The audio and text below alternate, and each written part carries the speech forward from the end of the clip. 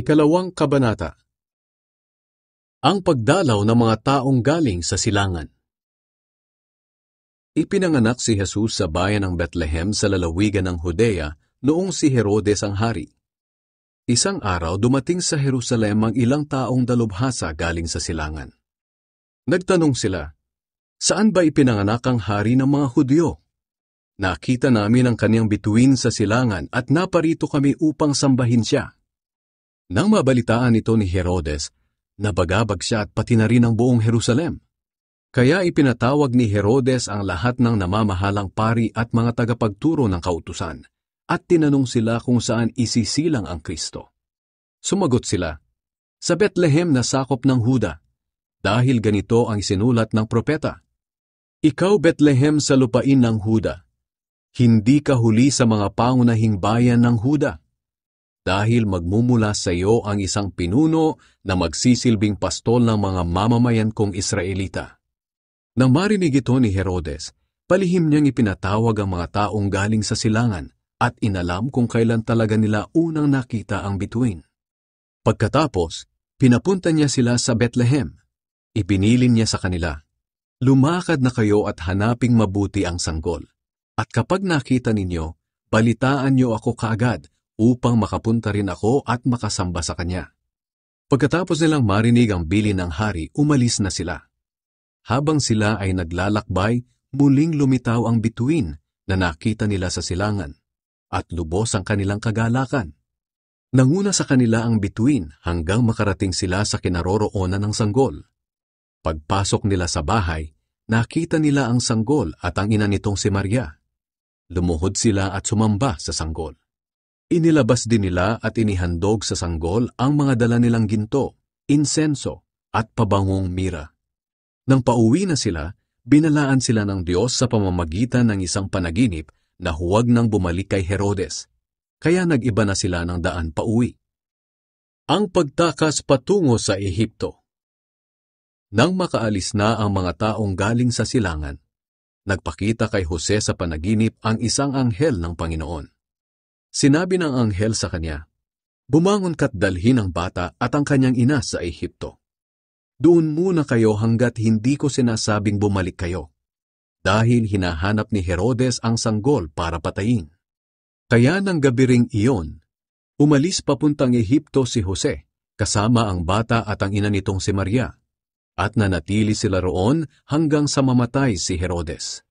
Sa gayon natupad ang sinabi ng Panginoon sa pamamagitan ng propeta, "Tinawag ko mula sa Ehipto ang aking anak." Ipinapatay ni Herodes ang mga batang lalaki.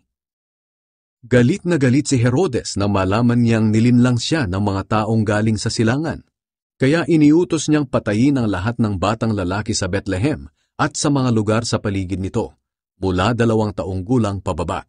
Sapagkat ayon sa nalaman niya sa mga taong galing sa silangan, 2 taon na ang nakalipas mula nang una nilang makita ang bituin. Sa ginawang kalupitan ni Herodes, natupad ang sinabi ni Propeta Jeremias. May narinig na iyakan at malakas na panaghoy sa Rama. Iniiyakan ni Raquel ang pagkamatay ng kanyang mga anak, at ayaw niyang magpaaliw dahil patay na ang mga ito. Ang pagbabalik mula sa Ehipto. Nang mamatay na si Herodes, ang anghel ng Panginoon ay muling nagpakita sa panaginip ni Jose doon sa Ehipto, at sinabi nito sa kanya, "Bumangon ka't iuwi na ang bata at ang kanyang ina sa bayan ng Israel, dahil patay na ang mga nagtatangka sa buhay ng bata." Kaya bumangon si Jose at dinala ang mag-ina pauwi sa Israel. Pero nang malaman ni Jose na si Archelaus ang nagahari sa Judea kapalit ng ama nitong si Herodes, natakot siyang pumunta roon. Binalaan siyang muli ng Diyos sa pamamagitan ng panaginip, kaya tumuloy siya sa lalawigan ng Galilea, at nanirahan sila sa bayan ng Nazaret. Kaya natupad ang sinabi ng mga propeta na tatawagin ang Kristo na Nazareno. Ikalawang kabanata. Ang pagdalaw ng mga taong galing sa silangan. Ipinanganak si Jesus sa bayan ng Bethlehem sa lalawigan ng Judea noong si Herodes ang hari. Isang araw dumating sa Jerusalem ang ilang taong dalubhasa galing sa silangan. Nagtanong sila, Saan ba ipinanganak ang hari ng mga Hudyo? Nakita namin ang kaniyang bituin sa silangan at naparito kami upang sambahin siya. Nang mabalitaan ito ni Herodes, nabagabag siya at pati na rin ang buong Jerusalem. Kaya ipinatawag ni Herodes ang lahat ng namamahalang pari at mga tagapagturo ng kautusan, at tinanong sila kung saan isisilang ang Kristo. Sumagot sila, sa Bethlehem na sakop ng Huda, dahil ganito ang isinulat ng propeta. Ikaw Bethlehem sa lupain ng Huda, hindi ka huli sa mga pangunahing bayan ng Huda, dahil magmumula sa iyo ang isang pinuno na magsisilbing pastol ng mga mamamayan kong Israelita. Nang marinig ito ni Herodes, palihim niyang ipinatawag ang mga taong galing sa silangan at inalam kung kailan talaga nila unang nakita ang bituin. Pagkatapos, pinapunta niya sila sa Bethlehem. Ipinilin niya sa kanila, lumakad na kayo at hanaping mabuti ang sanggol. At kapag nakita ninyo, balitaan niyo ako kaagad upang makapunta rin ako at makasamba sa kanya. Pagkatapos nilang marinig ang bilin ng hari, umalis na sila. Habang sila ay naglalakbay, muling lumitaw ang bituin na nakita nila sa silangan, at lubos ang kanilang kagalakan. Nanguna sa kanila ang bituin hanggang makarating sila sa kinaroroonan ng sanggol. Pagpasok nila sa bahay, nakita nila ang sanggol at ang ina nitong si Maria. Lumuhod sila at sumamba sa sanggol. Inilabas din nila at inihandog sa sanggol ang mga dala nilang ginto, insenso, at pabangong mira.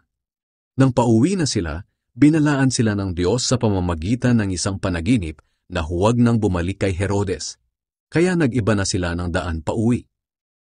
Ang pagtakas patungo sa Ehipto. Nang makaalis na ang mga taong galing sa silangan, nagpakita kay Jose sa panaginip ang isang anghel ng Panginoon.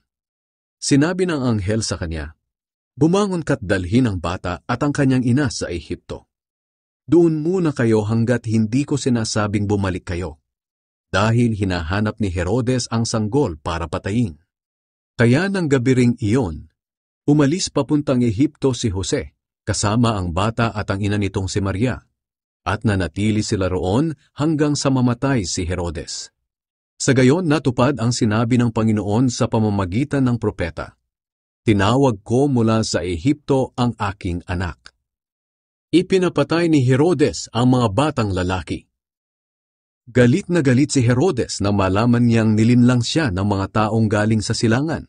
Kaya iniutos niyang patayin ang lahat ng batang lalaki sa Bethlehem at sa mga lugar sa paligid nito, mula 2 taong gulang pababa. Sapagkat ayon sa nalaman niya sa mga taong galing sa silangan, 2 taon na ang nakalipas mula nang una nilang makita ang bituin. Sa ginawang kalupitan ni Herodes, natupad ang sinabi ni Propeta Jeremias. May narinig na iyakan at malakas na panaghoy sa Rama. Iniiyakan ni Raquel ang pagkamatay ng kanyang mga anak, at ayaw niyang magpaaliw dahil patay na ang mga ito. Ang pagbabalik mula sa Ehipto. Nang mamatay na si Herodes, ang anghel ng Panginoon ay muling nagpakita sa panaginip ni Jose doon sa Ehipto, at sinabi nito sa kanya, bumangon ka't iuwi na ang bata at ang kanyang ina sa bayan ng Israel, dahil patay na ang mga nagtatangka sa buhay ng bata. Kaya bumangon si Jose at dinala ang mag-ina pauwi sa Israel.